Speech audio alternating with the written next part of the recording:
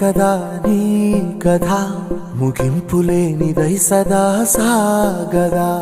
ఇదే కదా నీ కథ ముగింపులేనిదై సదా సాగదా.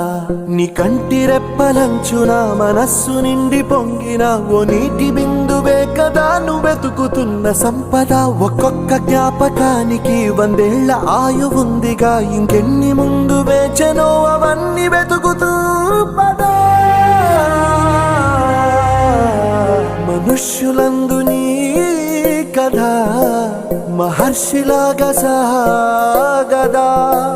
మనుష్యులందు నీ కథ మహర్షిలాగా సాగదా.